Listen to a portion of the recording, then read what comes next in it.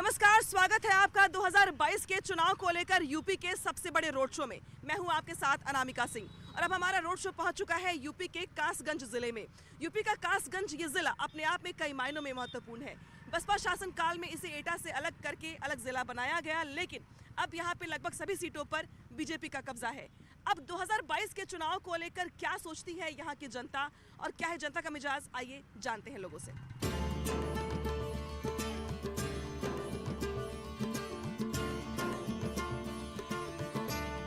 UP का कासगंज ये जिला कई मायनों में महत्वपूर्ण है। सबसे बड़ी बात तो ये कि जिस तरीके से भले ही बसपा शासन काल में इसको अलग जिला बनाया गया हो, लेकिन अब यहाँ पर बीजेपी का प्रभाव सबसे ज़्यादा है। दूसरी बड़ी बात ये कि जिस तरीके से जरदोजी का काम यहाँ पर हमेशा से ही रहा है, महिलाएं जो करती हैं उसको भी ओडीओपी में शामिल किया गया। लेकिन इसके अलावा कास्ट फैक्टर यहाँ पे बहुत ज़्यादा प्रभावी है, क्योंकि लोधी वोट जिसको हम बार बार जिक्र करते हैं, आप यूपी के चुनाव में या कल्याण सिंह से जोड़ के देखा जाता है इसको, लोधी समाज के बड़े नेता थे वो, तो लोधी समाज की संख्या यहाँ पे ज़्यादा है। लिहाजा इस बार 17 के चुनाव में अगर बात की जाए तो बीजेपी को फ़ायदा हुआ था, लेकिन इस बार 2022 के चुनाव में लोधी वोट शिफ्ट होते हैं या नहीं, या बीजेपी अपना कब्जा बरकरार रखती है, ये काफ़ी देखना महत्वपूर्ण हो जाएगा। इसीलिए हम जाएंगे यहाँ से एक जगह पे जहाँ पर नुक्कड़ बहस के जरिए हम जानने की कोशिश करेंगे कि लोगों की राय बदली है या वही है।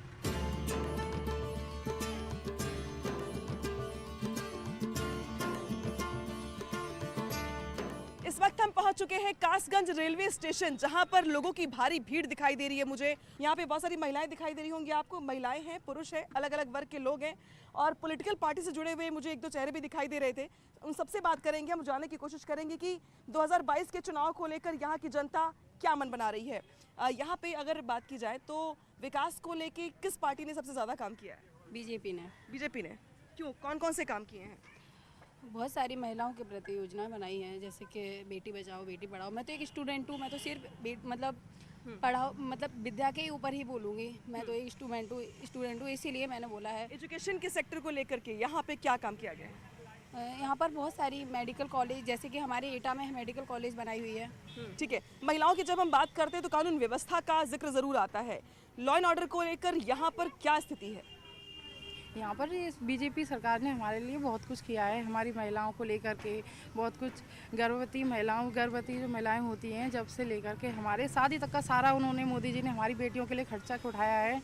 लोग उन्हें भू हत्या वगैरह का उन्हें देते हैं, पर ये चीज़ गलत है। उन्होंने जब इतना सब कुछ कर रहे हैं हमारे लिए, अभी मान लीजिए 1 करोड़ वगैरह इतनी सारी हमारे लिए गैस सिलेंडर वगैरह व्यवस्थाएं उन्होंने की हैं और बहुत सारी योजनाएं हैं उन्होंने। मोदी सिलेंडर तो मोदी जी ने दिया है ना।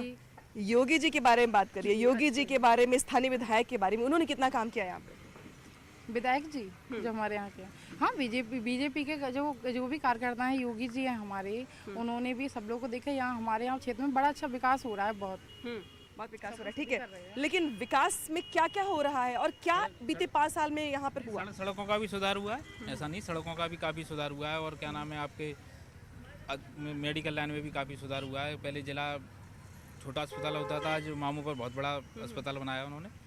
आप बताइए, इस क्षेत्र में नौजवानों के लिए कितना काम किया गया है? देखिए, नौजवानों के लिए सरकार ने बहुत काम किया है। काफ़ी अच्छे स्कूल्स हैं हमारे यहाँ पर और मेडिकल कॉलेज भी, जैसा कि हमारे एटा में है, बहुत कार्य किया है। सड़कों में भी काफ़ी सुधार है। हमारे विधायक जी ने आरओ वाटर, जगह जगह पर आरओ वाटर हैं लगे हुए हैं, शीतल जल प्याऊ लगे हुए हैं। विधायक जी ने बहुत काम किया है। आपसे मैं पूछूंगी रोजगार के मामले में, चूंकि आप लोग नौजवान हैं तो रोजगार को लेकर सबसे ज्यादा चिंतित रहते हैं नौजवान। उस क्षेत्र में यहाँ पे कितना काम किया गया? मैम, रोजगार के बारे में बताऊं, मैंने अखिलेश सरकार में लास्ट टाइम मेरे को जॉब मिली थी नगर पालिका में। 40,000 वैकेंसी निकली थी सन 16 में, तो हमारा सिलेक्शन हुआ था। हमारा जॉइनिंग हो गई, 2 बार जॉइनिंग हो गई, स्टे हो गई। अच्छा। उस पर कोई कार्रवाई नहीं हो रही। योगी सरकार आई, उन्होंने स्टे लगा दिया। अच्छा, योगी सरकार ने स्टे लगा दिया अखिलेश यादव की वैकेंसी पर? जी। ठीक है, तो आपकी मांग है कि रोजगार को बहाल किया जाए? बहाल किया जाए। आप बताइए इस क्षेत्र में अभी 2022 के चुनाव को लेकर आपको क्या दिखाई देता है स्थिति, और लोग क्या सोच रहे हैं? आज की जो स्थिति है उसमें जनता सबसे ज़्यादा महंगाई से त्रस्त है और नौजवान बेरोजगारी से त्रस्त है।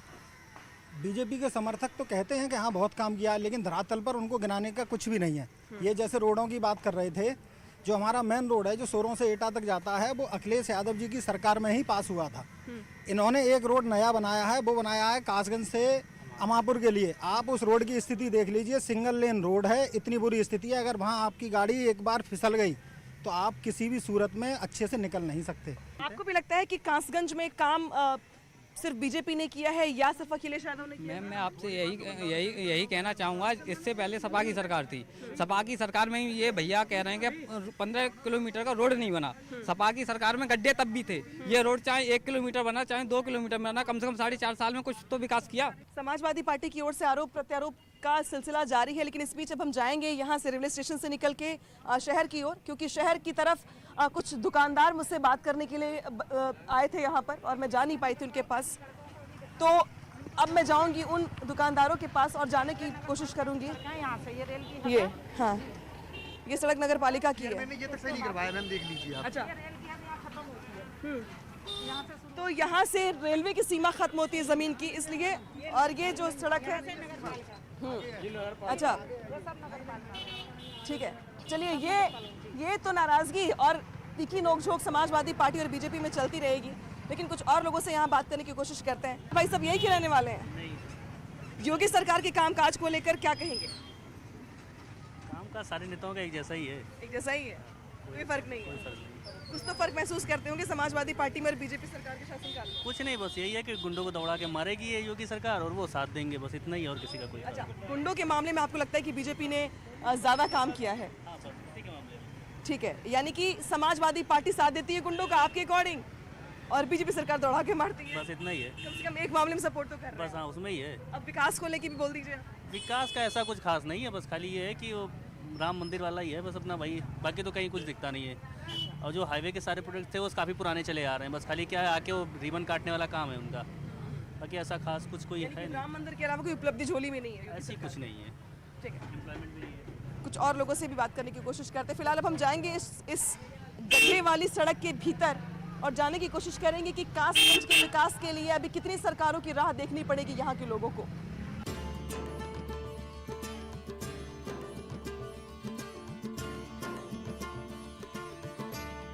कासगंज लोहे की कारीगरी के साथ साथ सुकर क्षेत्र यानी कि सोरो तीर्थ स्थली के लिए भी पूरी दुनिया में मशहूर है। माना यह जाता है कि ये पूरी दुनिया की पहली तीर्थ स्थली है। भगवान विष्णु ने वाराह का रूप लेकर पृथ्वी का पुनर्स्थापन किया था, जिसके बाद से पृथ्वी पर यह पहली तीर्थ स्थली बन गई।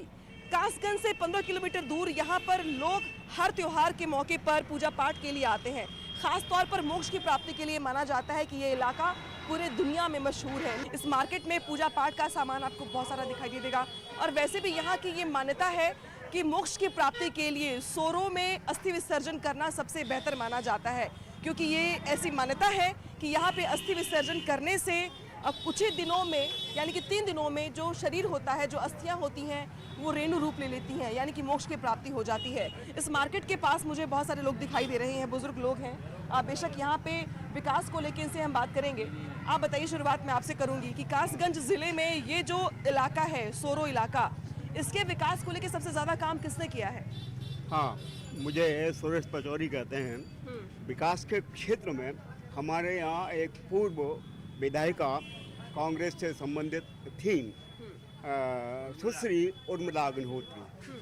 विकास के क्षेत्र में तो काम उन्हीं ने ही किया है। ठीक है, इसके अलावा तो सरकारें बदली ना, सरकारें बदली, समाजवादी पार्टी का प्रभाव भी रहा, अभी बीजेपी का अच्छा खासा प्रभाव है, तो इन सरकारों को लेकर के आपकी क्या राय है? बीते 5 साल में कितना काम हुआ?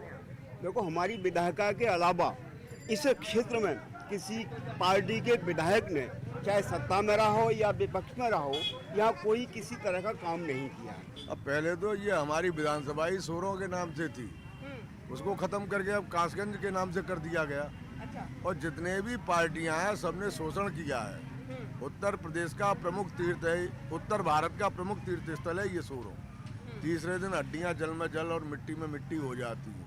चुनावी वादे हर कोई करता है, परंतु काम नहीं करता धरातल पर कोई भी। मोक्ष की प्राप्ति के लिए उत्तर भारत का सबसे महत्वपूर्ण स्थल होने के बावजूद विकास के मामले में काफी ज्यादा शिकायतें लोगों के यहाँ पे दिखाई दे रही हैं। आप बताइए भाई साहब, अभी सभी लोग अब सिर्फ और सिर्फ ये कह रहे हैं कि यहाँ पे कोई काम नहीं हुआ है, लेकिन 2022 के चुनाव की अगर बात की जाए तो उसके पहले बीजेपी की ओर से विधायक है यहाँ पे, चेयरमैन भी बीजेपी की ओर से हैं, कभी शिकायत नहीं की आप लोगों ने यहाँ पे जाके? यहाँ कोई सुनता नहीं, यहाँ कोई नेता नहीं है, यहाँ तो बाहर के ही लोग होते हैं और बाहर के ही चले जाते हैं। यहाँ तो अपना अपना काम करके यहाँ कोई किसी की नहीं सुनता है। बगैर वोट के तो आए नहीं होंगे यहाँ तो एक तीर्थ स्थल ऐसा है कि यही सारी 7 जातियों को पाल रहा है और ये आदिकाल का तीर्थ है। अगर ये तीर्थ नहीं हो तो ये बस्ती भी भूखों मरने के कगार पे आ जाए, चाहे तो सेठ हो, चाहे मोमडन हो, चाहे ब्राह्मण हो, चाहे ईसाई हो, चाहे सिख हो, चाहे कोई भी जाति का हो। यहाँ व्यापारी वर्ग है, नौजवान है, छात्र है, किसान है, सब परेशान है बीजेपी सरकार में, चाहे यूपी गवर्नमेंट हो, चाहे देश की गवर्नमेंट हो। सब परेशान है बीजेपी सरकार में?